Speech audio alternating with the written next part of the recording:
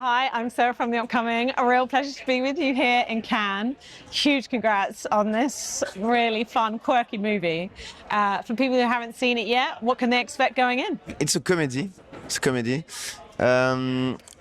about a young boy from Parisian suburbs who goes back to his parents' house and has to live with them. He doesn't do anything.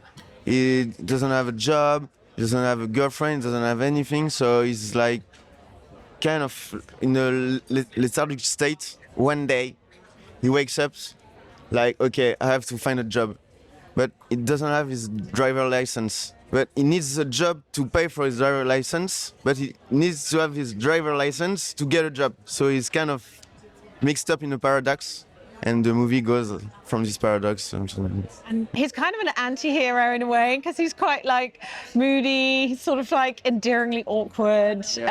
What was the initial spark of the idea for the character and this kind of strange journey he goes on? Was it something from your own life, something that you saw with people around you? So I play the character. So basically, it's like part of my own private life from like 5 years ago when I was alone by myself, going back to my parents' house. My girlfriend was abroad for her studies, and I was like doing nothing like the character. And I really lived the driver's license, everything, and even the job. But I made up the party cleaning job. But you know, I don't know how to say it in English, but like you don't have.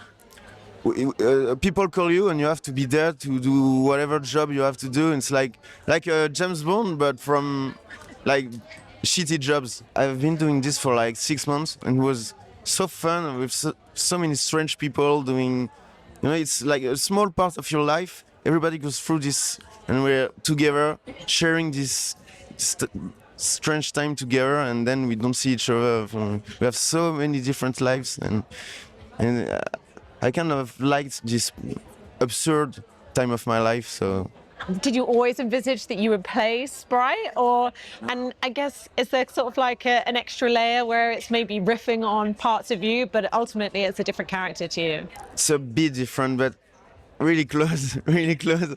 And at first, I was like, maybe I could hire a real actor, you know, because I was playing in my first movie, but it was a very small movie, like no budget, and so it was like do it yourself, you know. I was wondering maybe this second movie I can go bigger and take a big actor, and my producer was no, you're the big actor, you should do it. So I always dreamed about playing a character in a movie. Character was very, very, very close to me, so it made sense. But I was afraid. I was afraid to be like the the only bad actor in the whole crew. You know, like it's the director himself, so it would be very shame. But I think I did okay. You definitely did. But I guess that poses its own unique challenges because you're playing two functions at the same time. You can't just be focusing on your lines, you also need to focus on what everyone else is doing. So are you quite good at sort of seamlessly switching from one to the other? It's kind of, I don't know, an emotional state where you're like thinking about everything at the same time. And the good thing is I'm doing two jobs, but it's at the same time, but at the same place, you know. So can go behind the camera, 2 meters away from the set, so it's not that far. And I think the main part is when we are preparing the scene, the shot. I'm with the camera. I'm behind the camera with the cinematographer, and we're talking. So the actors are not ready yet, and then when I'm come to the set, everybody's ready. The last thing to do is to play with the actors, and so I'm very close to the actors. I'm part of the actors, so it's like even easier to be doing this job, the director's job, being the actor with the actors. You know, it's like there's no barrier. I'm right with them, so I can tell them like, okay, next one, just the two of us. So it creates a very, very interesting relationship between us. It's like our secret, you know. So I like it, and then I have to trust myself. I know what I want, and I know how to reach it fast. So I don't watch the shots after. Well, sometimes because sometimes I'm not. I don't know, but I try to keep up a good rhythm, you know. And I like the fact that it sort of strikes this interesting balance between like very much leaning into the mundane, the everyday, the sort of like a social realism aspect to it. But at the same time, it's very sort of playful and colorful. Could almost be like you're in a theater or something. So how did you want to kind of combine those two things, sort of the realistic and the surrealistic? I think it's very interesting. Most of the time, when you tell a social story, you have to be with the camera like this. It's all gray, it's all dark and silent. And I think very interesting to take another formal, way of filmmaking. Well, to create, like a mix, a surprising mix. I was thinking like, if Wes Anderson came to my suburbs, how would he film us, my friends and I? And so I was always wondering, and if I was to make a cartoon about my life, but to take very very precise, realistic things of my life, but to make them more beautiful, crazier. And I think this way of twisting the reality is very interesting. Very interesting to do comedy with social subjects. I think it's very interesting. It's kind of more vicious. Tell something with a laugh.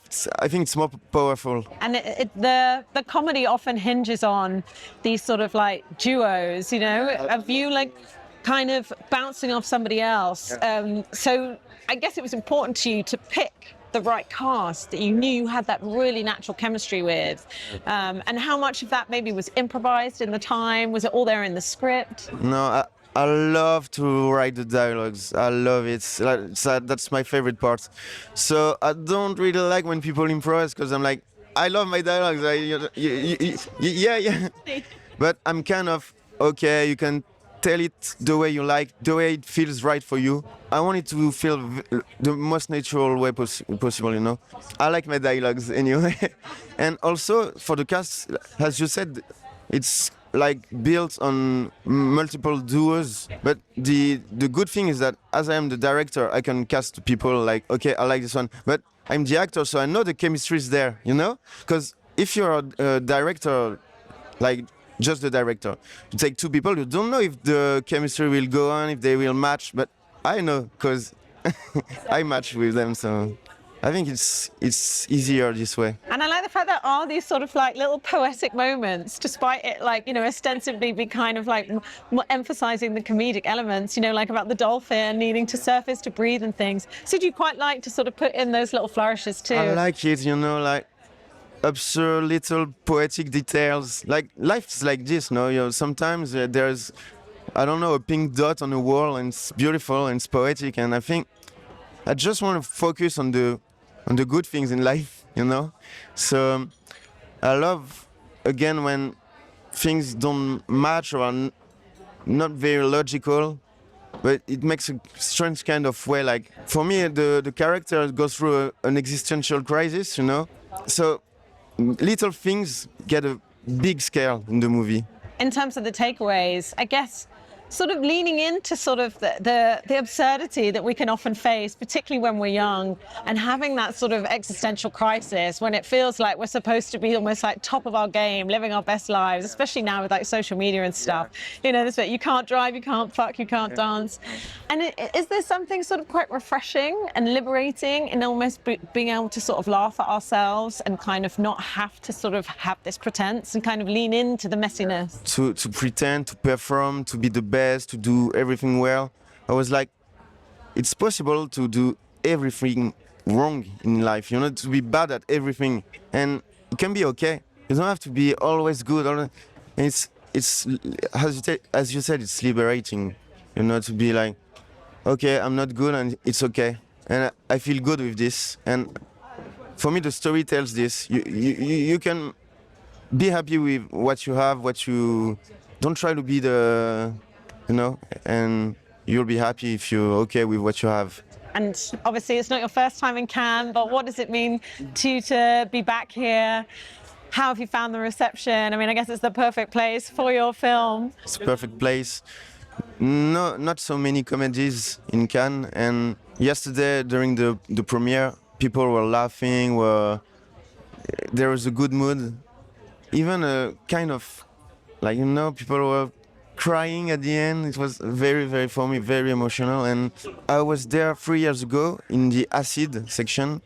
So I was kind of, okay, I know Cannes, I don't know Cannes. I don't know Cannes. It was completely different yesterday. It was bigger, it was more intense, I don't know. I wasn't stressed at all.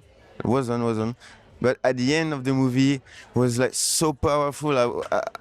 I didn't know how I was, I didn't know how to, what to feel, and it's kind of, it's kind of Disneyland. There are parties everywhere, people, games, absurd things to do. You're nothing, you're nobody in Cannes. And so it's kind of, you go back to the ground, okay, you're in Cannes, but you're nobody in Cannes. So it's a bizarre feeling you're in the best film festival in the world. And even if you're there, so it makes you good, you can be proud of it, but you're nobody in this. So you keep your man down and say, I love it. I don't have any invitations to any party. It's like, it's like a game to go into parties, and I don't know. It's like I go back to my childhood, kind of. Amazing. Thank you so much for sharing that with me. Huge congrats on the movie. Thanks so much. Thank you.